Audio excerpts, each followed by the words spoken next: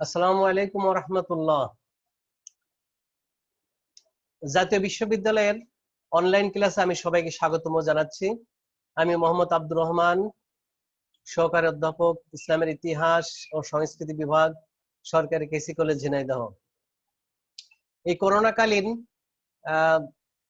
তোমাদের ক্লাস চলমান রাখার স্বার্থে জাতীয় বিশ্ববিদ্যালয়ের উদ্যোগে আজকের অনলাইন ক্লাসে আমি যুক্ত হতে পেরে আনন্দিত।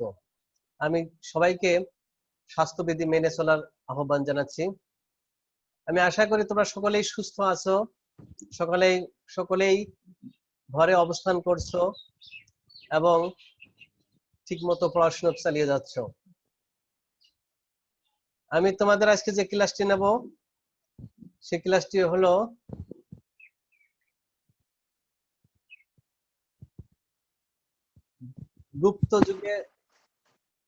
গুপ্ত যুগকে স্বর্ণযুগ বলা হয় কেন, গুপ্ত যুগকে বাংলার স্বর্ণযুগ বলা হয় কেন, এই বিষয়ের উপর আজকে আমি তোমাদের ক্লাস নেব।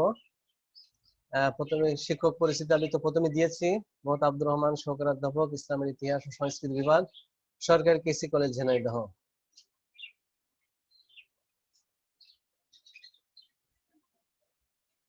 দেখতেছো, গুপ্ত যুগকে বাংলার স্বর্ণযুগ বলার কারণ নির্ণয়। প্রথমে আমরা ভূমিকাতে আমরা আনেছি প্রাচীন ভারতের ইতিহাসে গুপ্ত যুগ একটি গৌরবময় অধ্যায় হিসেবে বিবেচিত, কারণ এই যুগ জ্ঞান, বিজ্ঞান, শিল্প সাহিত্যের ক্ষেত্রে পূর্ববর্তী যে কোনো যুগকে অতিক্রম করেছিল। গুপ্ত সম্রাটদের উদার পৃষ্ঠপোষকতায় সাম্রাজ্যের বিশৃঙ্খলা দূরীভূত হয়ে শান্তি প্রতিষ্ঠিত হয়েছিল। এই কারণে গুপ্ত যুগকে প্রাচীন ভারতের ইতিহাসে স্বর্ণযুগ হিসেবে অভিহিত করা হয়। গুপ্ত যুগটা প্রথমে আমরা কোন সময় সেটা আমরা একটু তোমাদের ধারণা দিতে চাই।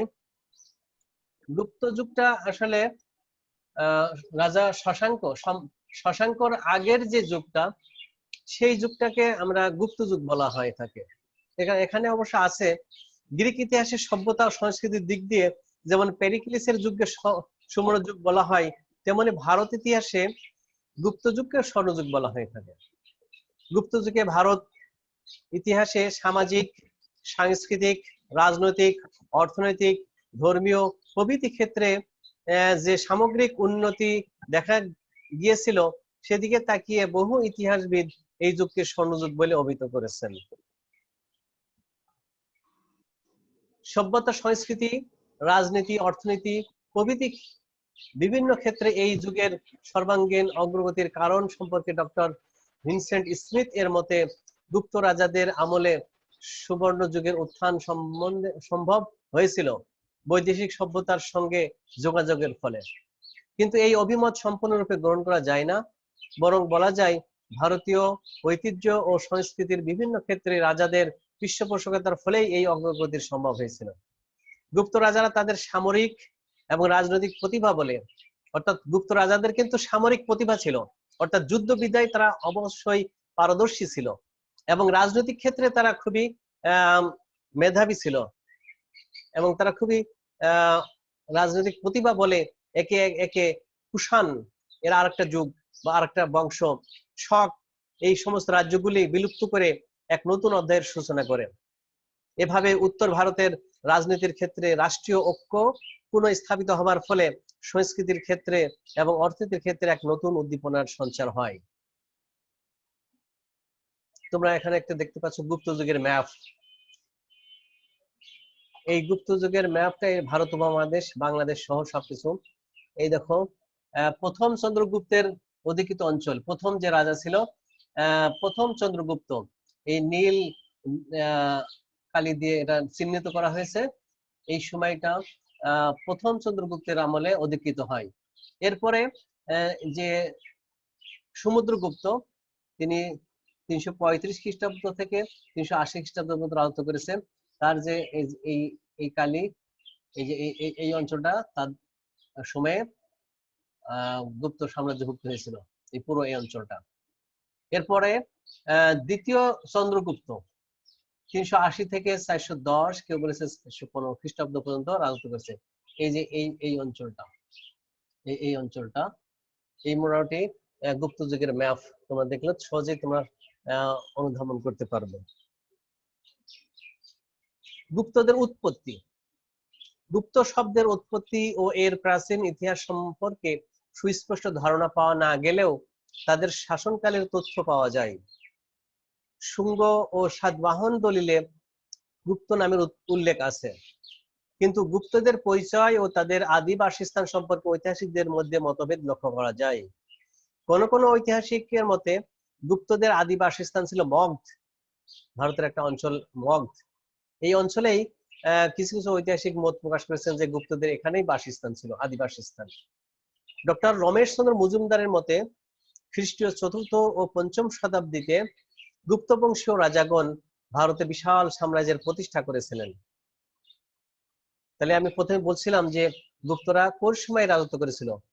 এই দেখো খ্রিস্টীয় 4th এবং 5ম শতাব্দী, এবং এরপরে 6ষ্ঠ শতাব্দীতে অবশ্য রাজা শশাঙ্ক ক্ষমতায় ছিল। রাজা শশাঙ্কর রাজত্বকাল ছিল 606 থেকে 637, 600 সালে, 600 খ্রিস্টাব্দ। কাজেই খ্রিস্টীয় 4th এবং 5ম খ্রিস্টাব্দীতে এই গুপ্ত রাজবংশীয় রাজাগণ ভারতে বিশাল সাম্রাজ্য প্রতিষ্ঠা করেছিলেন। অর্থাৎ রাজা শশাঙ্কের পূর্বের যে যুগটা সেটি ছিল গুপ্তদের রাজত্বকাল, গুপ্ত রাজবংশ। এই বংশের আদি পুরুষ ছিলেন শ্রীগুপ্ত শ্রীগুপ্ত 3য় শতাব্দীর শেষে অথবা 4th শতাব্দীর প্রারম্ভে কোন ক্ষুদ্র রাজ্যের অধিপতি ছিলেন তিনি। তাহলে 3য় শতাব্দীতে শ্রীগুপ্ত ছিলেন এই বংশের আদি পুরুষ। তিনি 3য় শতাব্দীর শেষে এবং 4th শতাব্দীর প্রারম্ভে কোন ক্ষুদ্র রাজ্যের অধিপতি ছিলেন। সৈনিক পরিব্রাজক ঈদ সিং একজন পরিব্রাজক, যেমন আমাদের ইবনে বতুতা তিনি মরক্কোর পরিব্রাজক। এই ঈদ সিং ছিলেন সৈনিক অর্থাৎ চীনা পরিব্রাজক, যারা পায়ে ভ্রমণ করে বিভিন্ন দেশ দেখে বেড়ায়, তাদেরকে পরিব্রাজক বলা হয়ে থাকে। এই ঈদ সিং ছিলেন সৈনিক পরিব্রাজক। এর বিবরণ অনুযায়ী মহারাজ শ্রীগুপ্ত এই গুপ্ত সাম্রাজ্যের প্রথম শাসক, তার নাম ছিল মহারাজ শ্রীগুপ্ত। চীন দেশীয় শ্রমণদের জন্য মৃগ স্থাপন স্তূপের নিকটে একটি মন্দির নির্মাণ করেছিলেন। শ্রী সুধাকর চট্টোপাধ্যায়ের ওই মন্দিরের অবস্থান নির্ণয় করতে গিয়ে বলেন ওই মন্দির ছিল মালদহের নিকট। তাহলে মহারাজ শ্রীগুপ্ত তিনি একটি মন্দির নির্মাণ করেছিলেন এবং এই মন্দিরটা ছিল মালদহের নিকটে।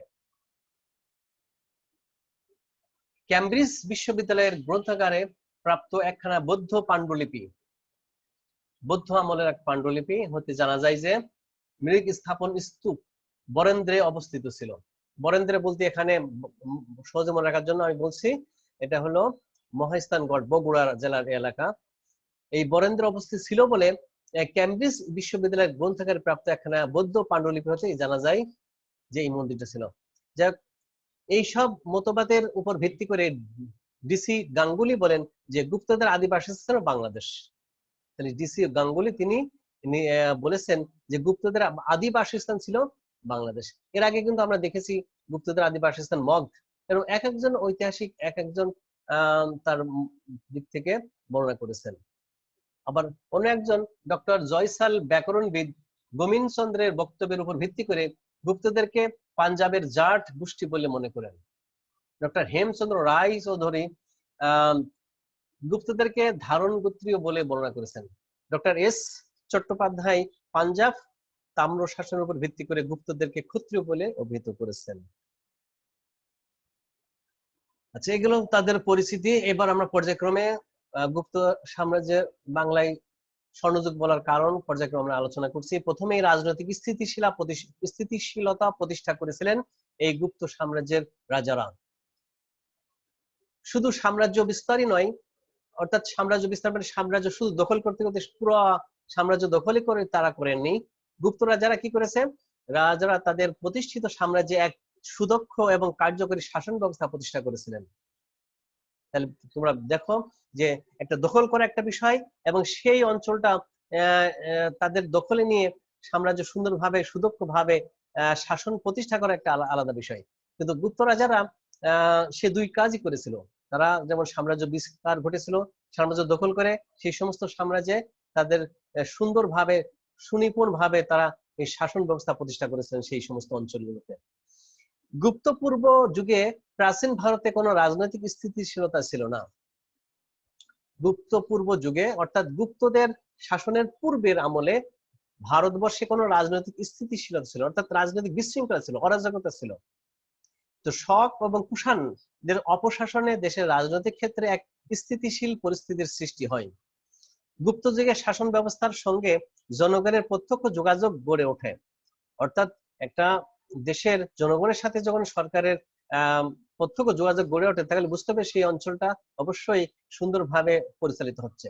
তো এই গুপ্ত শাসন ব্যবস্থায় গুপ্ত রাজাদের সাথে জনগণের প্রত্যক্ষ যোগাযোগ থাকার কারণে গুপ্ত সাম্রাজ্যের মধ্যে প্রথম চন্দ্রগুপ্ত, সমুদ্রগুপ্ত ও দ্বিতীয় চন্দ্রগুপ্ত বিভিন্ন উপায়ে ভারতের রাজনৈতিক স্থিতিশীলতা ফিরে আনেন, যা গুপ্ত যুগকে স্বর্ণযুগে পরিণত করে। অর্থাৎ একটা রাষ্ট্র তখনই উন্নত হয়, উন্নয়নশীল রাষ্ট্র হিসেবে চিহ্নিত হয় যখন রাজনৈতিক ভাবে সেই দেশটা স্থিতিশীল হয়, দেশের পরিস্থিতি সম্পূর্ণ, আভ্যন্তরীণ পরিস্থিতি সম্পূর্ণ নিয়ন্ত্রণে থাকে, বা জনগণ সুন্দরভাবে বসবাস করতে পারে, সব দিক থেকে তারা আইনের শাসন প্রতিষ্ঠা করতে পারে। সেই দিক থেকে গুপ্ত সাম্রাজ্যের রাজনৈতিক স্থিতিশীলতা ছিল বিদায় আমরা বলতে পারি গুপ্ত সাম্রাজ্য স্বর্ণযুগে পরিণত হয়েছিল এই রাজনৈতিক ক্ষেত্রে। 2 নম্বর, কৃষি, শিল্প, বাণিজ্য অগ্রগতি। গুপ্ত রাজবংশের আমলে কৃষি ছিল অর্থনৈতিক জীবনের মূল ভিত্তি এবং এই যুগে কৃষি, শিল্প ও বাণিজ্যের ক্ষেত্রে এক অভূতপূর্ব অগ্রগতি ঘটেছিল। সেচের জন্য সুদর্শন হ্রদের সংস্কার করা হয়েছিল, অর্থাৎ সেচ ব্যবস্থা ভালো যদি হয় তাহলে সেখানে কৃষিকাজে ফসল উৎপাদন বেশি হবে, সেক্ষেত্রে তারা সেচ ব্যবস্থা সুন্দর করেছিল এবং হ্রদ সংস্কার করেছিল। এবং এই কারণেই কৃষি যদি ভালো হয়, শিল্প যদি ভালো হয়, যদি উন্নত হয়, ব্যবসা বাণিজ্য ক্ষেত্রে অভূতপূর্ব অগ্রগতি সাধিত হয়, এটা স্বাভাবিকভাবে বোঝা যায়। তো কাজেই গুপ্ত সাম্রাজ্যের গুপ্ত রাজারা এই দিক থেকে কৃষি, শিল্প, বাণিজ্যের ক্ষেত্রে অভূতপূর্ব অগ্রগতি ঘটেছিল। কৃষিকার্যে উন্নত যন্ত্রপাতির তাদের ব্যবহার ও সেচ ব্যবস্থার প্রচলনের ফলে কৃষি উৎপাদন বেড়েছিল। বস্ত্র শিল্প, লৌহ শিল্প, ধাতু শিল্প, চর্ম শিল্প, কাষ্ঠ শিল্প সহ বহু শিল্পের বিকাশ ঘটেছিল এই গুপ্ত রাজাদের আমলে। কৃষি ও শিল্পের উপর ভিত্তি করে গুপ্ত যুগে অভ্যন্তরীণ ও বৈদেশিক বাণিজ্যের প্রভূত উন্নতি ঘটেছিল। যখন কৃষিকাজের উন্নয়ন ঘটে, কৃষি যখন উৎপাদন বেশি বেড়ে যায়, শিল্পের ক্ষেত্রে যখন উন্নয়ন ঘটে, তখন এই সমস্ত জিনিস তখন বিদেশে রপ্তানি করার তখন চিন্তা ভাবনা আসে। তো গুপ্ত রাজারা এই সমস্ত যখন উন্নয়ন ঘটে তখন তারা বিদেশের বাণিজ্য করার জন্য এগুলো রপ্তানি করার জন্য চেষ্টা করে। এভাবে আস্তে আস্তে কৃষি শিল্প, ব্যবসা বাণিজ্য তারা প্রভূত উন্নত সাধন করেছিল।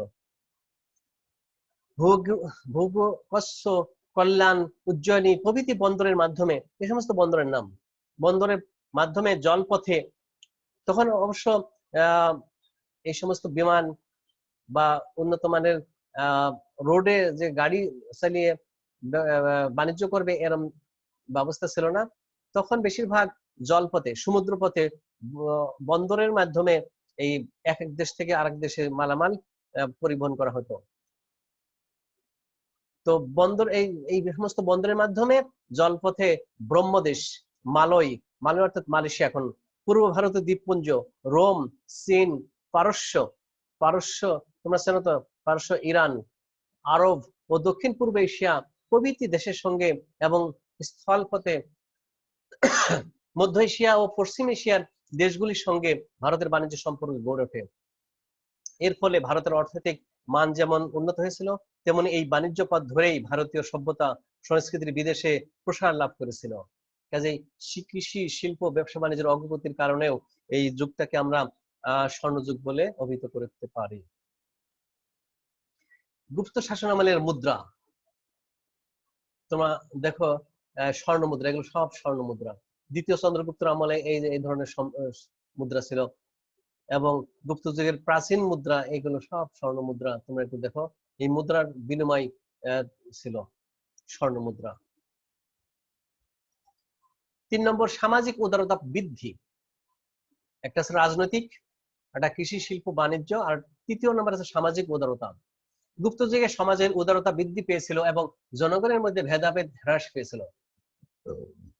জনগণের মধ্যে ভেদাভেদ বলতে উচ্চ শ্রেণী নিম্ন শ্রেণীর, এটা যদি বেশি পরিমাণ ভেদাভেদ বেড়ে যায় সেক্ষেত্রে নিম্ন শ্রেণীর লোকদের কি অবস্থা সেটা কিন্তু উচ্চ শ্রেণীর লোকজন তারা মোটেও খেয়াল রাখে না। কিন্তু গুপ্ত যুগে আমরা দেখতে পাচ্ছি সমাজের উদারতা বৃদ্ধি পাওয়ার কারণে জনগণের মধ্যে ভেদাভেদ হ্রাস পেয়েছিল, অর্থাৎ তাদের মধ্যে খুব একটা বেশি ভেদাভেদ ছিল না। সমাজে ব্রাহ্মণদের প্রাধান্য বেশি থাকলেও বর্ণ প্রথা তেমন ভাবে কঠোর ছিল না। সেই সময় উচ্চ এবং নিচ বর্ণের মানুষদের মধ্যে মেলামেশা বৃদ্ধি পায়। উচ্চ শ্রেণীর লোকজন নিম্ন শ্রেণীর লোকদের সাথে মেলামেশায় তেমন ইতস্ত বোধ করতো না, অর্থাৎ মেলামেশা ছিল। অনুলোপ প্রতিলোপ বিবাহ রীতি স্মৃতিশাস্ত্রে স্বীকৃত হয়। গুপ্ত যুগে নারী এবং শূদ্রদের সামাজিক অবস্থার উন্নতি হয়। বিভিন্ন যুগে নারীদের অবহেলা করা হয় এবং কি যারা নিম্ন শ্রেণীর লোকদের সাথে তেমন মেলামেশা করে না, তাদের সাথে কোনো লেনদেন করতে চায় না। কিন্তু এই গুপ্ত সাম্রাজ্যে আমরা দেখি গুপ্তরা যারা এই যুগের তাদের নারীদের এবং শূদ্রদের সামাজিক অবস্থার যথেষ্ট উন্নতি হয়েছিল। এই যুগে নারীরা শিক্ষা গ্রহণ করতে পারত। ফাহিয়েন সৈনিক পরিব্রাজক ফাহিয়েন তিনি বলেছেন যে একমাত্র চন্ডালরা সমাজে অস্পৃশ্য ছিল, অর্থাৎ তারাই কেবল অবহেলিত ছিল। তুলনামূলকভাবে সামাজিক উদারতা বৃদ্ধি সংস্কৃতির বিভিন্ন ধারার বিকাশে সহায়ক হয়েছিল।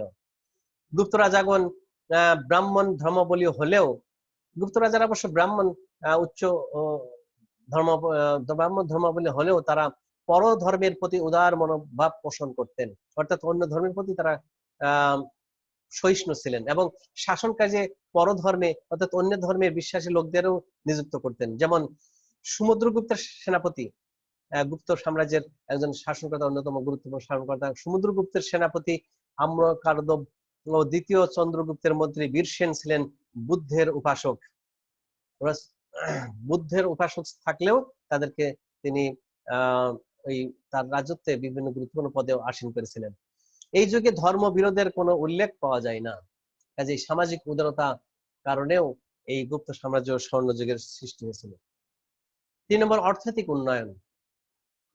গুপ্ত যুগে অর্থনৈতিক ক্ষেত্রে ব্যাপক উন্নয়ন সাধিত হয়। অর্থনৈতিক কর্মকাণ্ডের সুবিধার্থে গুপ্ত যুগে ব্যাংকের উল্লেখ পাওয়া যায়। তাহলে বোঝা গেল অর্থনৈতিক অবশ্যই উন্নত না হলে ব্যাংকের সৃষ্টি হতো না। কাজে অর্থনৈতিক কর্মকাণ্ড সুবিধার্থে গুপ্ত যুগে ব্যাংকের উল্লেখ পাওয়া যায়। নির্গম নামক এক ধরনের প্রতিষ্ঠান তখন ব্যাংকের কাজ করত। নগদ অর্থ বা সম্পত্তি স্থায়ী বা অস্থায়ী ভাবে এসব প্রতিষ্ঠানে তথা ব্যাংকে জমা রাখা যেত। তাহলে নগদ অর্থ এবং বিভিন্ন সম্পত্তি স্থায়ী হোক বা অস্থায়ী সম্পদ, সোনা দানা, এই সমস্ত টাকা পয়সা ব্যাংকে জমা রাখা যেত। ফলে গুপ্ত সাম্রাজ্যের অর্থনীতিতে চাঙ্গা ভাব সৃষ্টি হয়, যা স্বর্ণযুগের অন্যতম প্রহন হিসেবে কাজ করে। কাজেই একটা সাম্রাজ্য স্বর্ণযুগ কখন উন্নত হয়? যখন অর্থনৈতিক ক্ষেত্রে তারা অত্যন্ত উন্নত উন্নয়নের উপর ওঠে। সাহিত্যে অগ্রগতি। সাহিত্যের ক্ষেত্রে গুপ্ত যুগে অভূতপূর্ব অগ্রগতি ঘটেছিল। ডক্টর আর ত্রিপাঠী এই অগ্রগতিকে প্রাচীন গ্রিসের পেরিক্লিসের যুগের সঙ্গে এবং ইংল্যান্ডের এলিজাবেথের যুগের সঙ্গে তুলনা করেছেন। এই যুগের সাহিত্যের প্রধান মাধ্যম ছিল সংস্কৃত ভাষা। তাহলে সাহিত্যের মাধ্যম ছিল সংস্কৃতি ভাষা। এই সংস্কৃত ভাষায় তারা সাহিত্য চর্চা করত। সমুদ্রগুপ্তের কবিরাজ উপাধি থেকে তার কবি প্রতিভার পরিচয় পাওয়া যায়। সমুদ্রগুপ্ত একজন নিজেও কবি ছিলেন এবং তার উপাধি ছিল কবিরাজ। তার সভাকবি হরিসেনের কবি প্রতিভার পরিচয় মেলে সংস্কৃত ভাষায় রচিত এলাহাবাদ প্রশস্তি থেকে। এই যুগে বিভিন্ন স্মৃতিশাস্ত্র যেমন যাজ্ঞবল্ক্য স্মৃতি, কাত্যায়ন স্মৃতি, ব্যাস স্মৃতি, বৃহস্পতি স্মৃতি, দেবল স্মৃতি, নারদ স্মৃতি প্রভৃতি রচিত হয়। কয়েকটি পুরাণ এবং রামায়ণ ও মহাভারত এই যুগে পরিবর্তিত পরিমার্জিত হয়ে এক নতুন সাহিত্যের রূপ লাভ করে। এসব বিখ্যাত পণ্ডিত, দার্শনিক ও শাস্ত্রকার এই যুগে আবির্ভূত হয়েছিলেন। তাদের মধ্যে ছিলেন ঈশ্বর কৃষ্ণ বসুবন্ধু, অসঙ্গ, গৌড়পাদ, পক্ষিল লসামিন, চন্দ্রগমিন, বোধায়ন, দীন্য গাচার্য, ভর্তিহরি, পূর্ণিনী, পতঞ্জলি প্রমুখ। বিশাখ দত্তের মুদ্রা রাক্ষস শূদ্রকের মৃৎস্ফটিকম ভারবীর কিরাত অর্জনীয়ম ভট্টির ভট্টিকাব্য দণ্ডের 10 কুমার চরিত বিষ্ণু শর্মার পঞ্চতন্ত্র অমর সিংহের শব্দকোষ প্রভৃতি গুপ্ত যুগেই রচিত হয়। এই সমস্ত বড় বড় কাব্যগ্রন্থ, বিভিন্ন পণ্ডিতের লেখা বই। মহাকবি কালিদাস ছিলেন গুপ্ত যুগের সর্বশ্রেষ্ঠ সাহিত্যিক। তার রচিত অভিজ্ঞান শকুন্তলম মালবিকাগ্নি মিত্রম মেঘদূতম ঋতু সংহার কুমার সম্ভব বা প্রভৃতি কাব্য নাটক প্রাচীন ভারতীয় সাহিত্যের অমূল্য সম্পদ। অর্থাৎ সাহিত্য বিষয়ে যেগুলো দরকার, বিভিন্ন পণ্ডিত বিভিন্ন বিষয়ের উপরে তাদের পাণ্ডিত্য প্রকাশ করেছেন। এই সমস্ত সংস্কৃত ভাষায় তোমাদের একটু কষ্ট হবে মনে রাখতে, তবুও তোমার চেষ্টা করলে পারবে অবশ্যই। স্থাপত্য, ভাস্কর্য ও চিত্রকলায় অগ্রগতি এই গুপ্ত সাম্রাজ্যের রাজাদের আমলের। স্থাপত্য প্রথমে আমরা দেখি, গুপ্ত যুগে 1 নম্বর স্থাপত্য, 2 নম্বর ভাস্কর্য, 3 নম্বর চিত্রকলার ক্ষেত্রে অভূতপূর্ব উৎকর্ষ লক্ষ্য করা যায়। আর ডি ব্যানার্জির মতে গুপ্ত যুগে ভারতীয় শিল্পকলা দীর্ঘকালের পরাধীনতা মুক্ত হয়ে স্বকীয় বৈশিষ্ট্য আত্মপ্রকাশ করেছিল। এ যুগের শিল্পকলার প্রধান কেন্দ্রগুলি ছিল মথুরা, বারাণসী ও পাটলিপুত্র। এই সমস্ত শিল্পকলার প্রধান কেন্দ্র ছিল। প্রথমে আমরা দেখি স্থাপত্যে। স্থাপত্য তোমরা জানো অনেকেই, যারা না জানো তারা একটু জেনে নাও। যে কোনো ইমারতকে আমরা স্থাপত্য বলতে পারি। বিল্ডিং, যে কোনো মন্দির, মসজিদ, যে কোনো প্রাচীন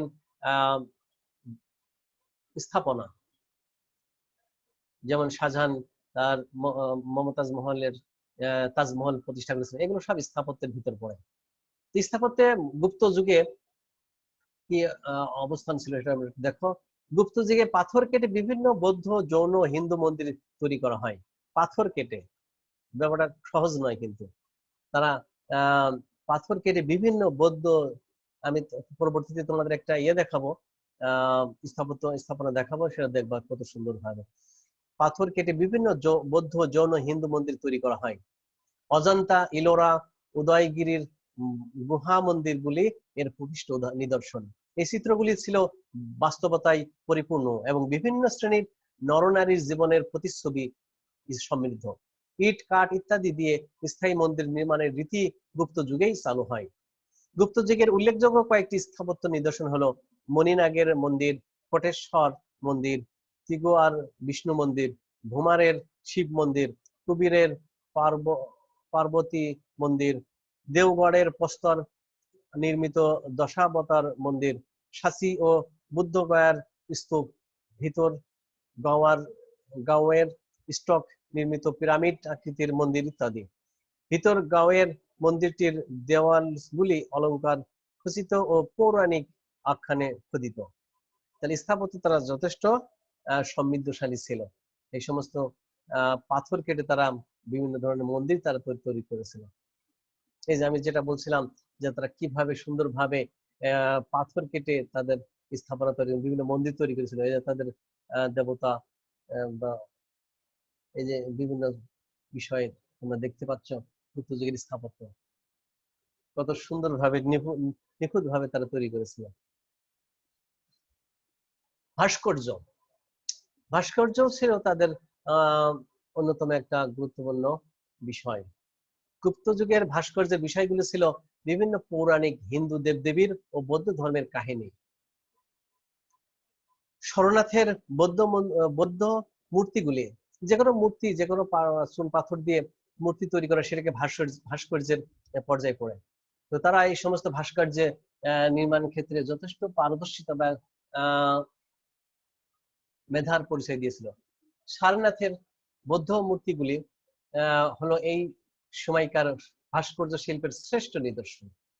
অমরাবতী ও মথুরার ভাস্কর্য শোভা এই যুগে পরিণত রূপ লাভ করেছিল।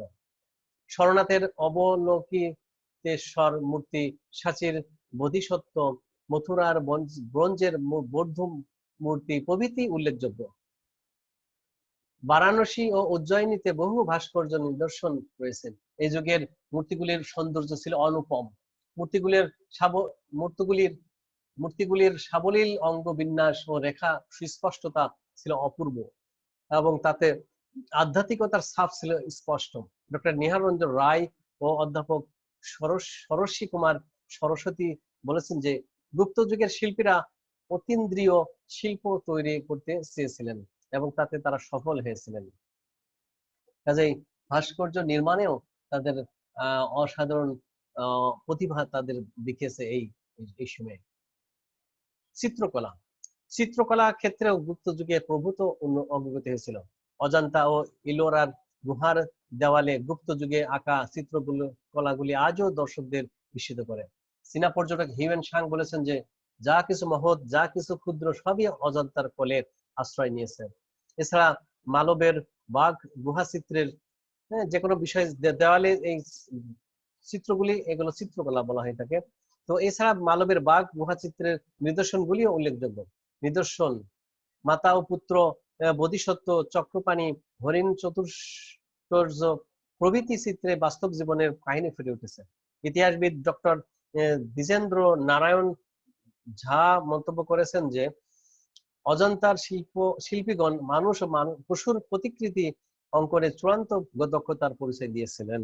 কাজেই চিত্রকলাতেই তাদের অসামান্য অবদান ছিল। এবার আমরা আসি বিজ্ঞানের অগ্রগতি। বিজ্ঞানের ক্ষেত্রে গুপ্ত যুগে অভূতপূর্ব অগ্রগতি ঘটেছিল। এক, চিকিৎসা বিদ্যায়, ধাতু শিল্প, গণিত শাস্ত্রে, জ্যোতির্বিদ্যায়, এই সমস্ত বিদ্যাতেও তারা পিছিয়ে ছিল না, অনেক উন্নত ছিল। গুপ্ত যুগের বিজ্ঞানের অগ্রগতি প্রসঙ্গে ইতিহাসবিদ ডক্টর দ্বিজেন্দ্র নারায়ণ ঝা মনে করেন যে এই যুগে আর্যভট্ট ও বরাহ মিহিরের রচনায় জ্যোতির্বিদ্যার জ্ঞান সংক্রান্ত যে অগ্রগতি লক্ষ্য করা যায় তা ছিল একান্তই দেশীয় ঐতিহ্যের ফল। এক নম্বর, তাদের চিকিৎসা ক্ষেত্রে অবদান। ধন্বন্তরী ও বাঘ ভট্ট তাদের চিকিৎসা বিষয়ক গ্রন্থগুলি গুপ্ত যুগে রচনা করেন। কেউ কেউ মনে করেন গুপ্ত যুগে বাঘ ভট্ট নামে দুজন ব্যক্তি ছিলেন এবং তারা প্রকৃত দুটি গ্রন্থ রচনা করেন। প্রবীণ বাগভট্ট অষ্টাঙ্গ সংগ্রহ এবং নবীন বাগভট্ট অষ্টাঙ্গ হৃদয় সংহিতা রচনা করেন। পশু চিকিৎসা বিষয়ে গ্রন্থেও এই সময় রচিত হয়। হস্তাঙ্গুরবেদ নামক গ্রন্থটি হাতির চিকিৎসার জন্য এবং অশ্বশাস্ত্র নামে গ্রন্থটি ঘোড়ার চিকিৎসার বিষয়ক গ্রন্থ ছিল। চিকিৎসা সুশ্রুতকে কেউ কুষাণ যুগের মানুষ বলে মনে করলেও অনেকে তাকে গুপ্ত যুগের মানুষ বলে মনে করেছেন। তার রচিত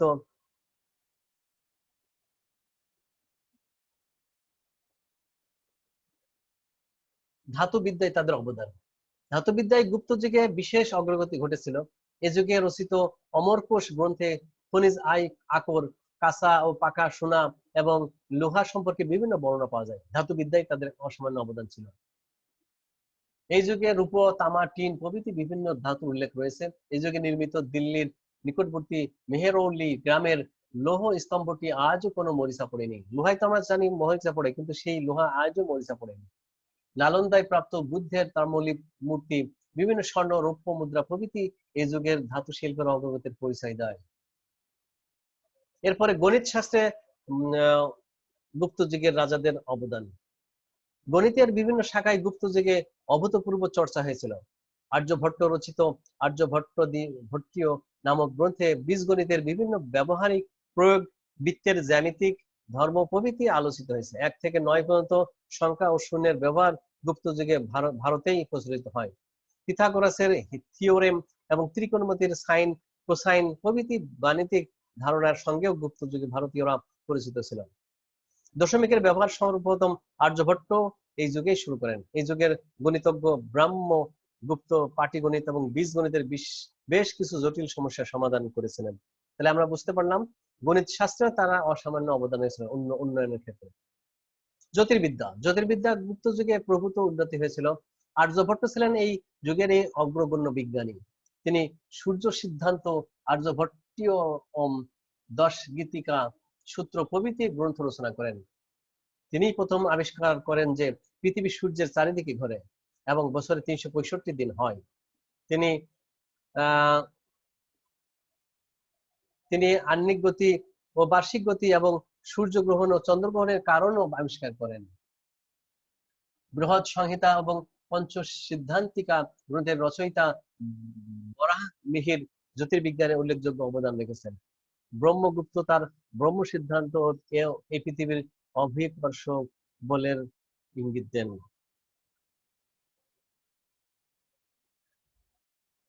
হিন্দু শাস্ত্রের পুনরুত্থান। মৌর্য যুগে হিন্দু ধর্ম কিছুটা স্থিমিত হয়ে পড়লেও গুপ্ত যুগে হিন্দু ধর্মে নবপ্রাণের সঞ্চার হয়েছিল। অর্থাৎ ধর্মক্ষেত্রেও গুপ্ত যুগের রাজারা তারা সেদিকে নজর দিয়েছিল। তাই প্রখ্যাত জার্মান ইতিহাসবিদ ও ভারত তাত্ত্বিক ম্যাক্স মুলার গুপ্ত যুগকে হিন্দু ধর্মের পুনরুত্থানের যুগ বলে চিহ্নিত করেন। বৈদিক যাগযজ্ঞের গুরুত্ব গুপ্ত যুগে হ্রাস পায়।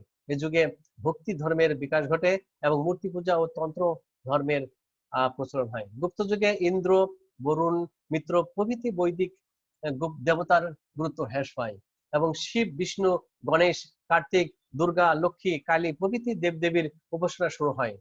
গুপ্ত রাজারা ব্রাহ্মণ্য ধর্মের অনুরাগী হলেও তারা পরধর্ম সহিষ্ণু ছিলেন, অর্থাৎ অন্য ধর্মের প্রতি তারা সহিষ্ণু ছিলেন। সমুদ্রগুপ্তের সেনাপতি আম্রকার্দব ও দ্বিতীয় চন্দ্রগুপ্তের মন্ত্রী বীরসেন ছিলেন বুদ্ধির উপাস্যক। মূল্যায়ন। বিভিন্ন ক্ষেত্রে অগ্রগতি উৎকর্ষের জন্য অনেকে গুপ্ত যুগকে স্বর্ণযুগ বলে অভিহিত করেছেন, তবে ডিএন ঝা, আর এন শর্মা, জিজি কোশাম্বী প্রমুখ এই যুগকে স্বর্ণ যুগ হিসেবে চিহ্নিত করার বিরোধিতাও করেছেন। তারা এই যুগের বিভিন্ন পশ্চাৎগামিতা অর্থাৎ ত্রুটি এগুলো তুলে ধরেছেন।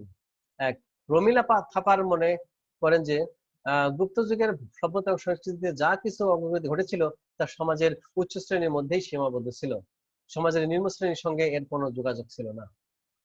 2 নম্বর, গুপ্ত যুগের শিল্পকলার সঙ্গেও সাধারণ মানুষের কোনো সম্পর্ক ছিল না, তা ছিল উচ্চ শ্রেণীর মানুষের চর্চার বিষয়। 3, গুপ্ত যুগে যে অর্থনৈতিক অগ্রগতি ঘটেছিল তা সাধারণ মানুষের কোনো উপকার হয়নি। কৃষির অর্থনীতিকে বেশি গুরুত্ব দেওয়ার ফলে আন্তর্জাতিক বাণিজ্যের অবনতি ঘটেছিল। এই যুগে অনেক প্রাচীন শহর ধ্বংস হয় এবং ভূমিদাস প্রথার উদ্ভবের ফলে কৃষকদের অবস্থা শোচনীয় হয়ে ওঠে। 5, এই যুগে নারীদের মর্যাদার হ্রাস পায়, বাল্যবিবাহ, সতীদাহ প্রথা, জাতিভেদ ও অস্পৃশ্যতা ব্যাপক আকার ধারণ করে। 6, প্রদীপের নিচেই যেমন অন্ধকার থাকে তেমনি গুপ্ত যুগে শিল্প সাহিত্যের সংস্কৃতির ক্ষেত্রে প্রভূত অগ্রগতি হওয়া সত্ত্বেও সাধারণ মানুষের জীবন ছিল দুঃখ দুর্দশা ভরা। তাই ডক্টর রামশরণ শর্মা বলেছেন যে সাহিত্য, ধর্ম, শিল্পের ক্ষেত্রে গুপ্ত যুগকে স্বর্ণযুগ বলে অভিহিত করলেও সামাজিক অর্থনৈতিক বিচারে এই যুগকে স্বর্ণযুগ বলা যায় না। ডক্টর ডি এন ঝা এর মত অনুযায়ী গুপ্ত যুগের স্বর্ণযুগ বলা আসলে অতি কথন। তবে সার্বিক বিশ্লেষণে একথা বলা যায় যে গুপ্ত যুগে প্রাচীন ভারতের সার্বিক বিষয়ে সমৃদ্ধির যে সোয়াল লাগে তা আর কোন যুগে লক্ষ্য করা যায় না। কারণ গুপ্ত যুগের ন্যায় রাজনৈতিক, সামাজিক, অর্থনৈতিক, শিল্পকলা, জ্ঞান বিজ্ঞান ও কৃষির বিকাশ অন্য কোনো যুগের ঘটেনি। আর বিভিন্ন ক্ষেত্রে এই অভূতপূর্ব অগ্রগতির জন্য ঐতিহাসিকরা গুপ্ত যুগকে স্বর্ণযুগ হিসেবে আখ্যায়িত করেছেন। কাজেই আমরা বিভিন্ন বিষয় দেখলাম গুপ্ত রাজারা তাদের অসামান্য অবদান, তাদের আমলেই বিভিন্ন বিষয়ে তারা উন্নয়ন ঘটিয়েছিল। বিধায় বিশেষ করে রাজনৈতিক স্থিতিশীলতা ছিল, সামাজিক সাম্য ছিল, ভেদাভেদ কম ছিল, অর্থনৈতিক তারা উন্নয়ন ঘটিয়েছিল, শিল্পকলাতে তারা অগ্রগামী ছিল, জ্ঞান বিজ্ঞানে অসাধারণ অবদান রাখার কারণে তাদের এই যুগকে আমরা স্বর্ণযুগ হিসেবে আখ্যায়িত করতে পারি। যে সকল বইয়ে তোমরা এই তথ্যগুলো পাবা, আমি এর আগেও দিয়েছি, এই বইগুলো তোমরা ফলো করবা, এটা আসল বই, এটা কোনো নোট গাইড না। বাংলাদেশের ইতিহাস মাহবুবুর রহমান, 2 নম্বর বাংলাদেশের ইতিহাস প্রক্রিয়ামাকে এম রইসুদ্দিন খান, 3 নম্বর বাংলাদেশের ইতিহাস দিলীপ কুমার সাহা, ডক্টর মোহাম্মদ শাহজাহান, মোহাম্মদ আনোয়ারুল হক, প্রাচীন বাংলার ইতিহাস ডক্টর আবু নোমান। এই আবু নোমানের বই কিন্তু গবেষণামূলক বই, এটা তোমরা দেখবা আমাদের সেমিনার বই লাইব্রেরিতে আছে, এর ভিতর তোমরা সুন্দরভাবে এই তথ্যগুলো পাবা। আমি সবাইকে ধন্যবাদ জানিয়ে আজকের মতো তোমাদের সবাইকে সুস্বাস্থ্য কামনা করে শেষ করছি আজকের ক্লাস। সবাই সুস্থ থাকো, ভালো থাকো, এই কামনা করছি। ধন্যবাদ সবাইকে।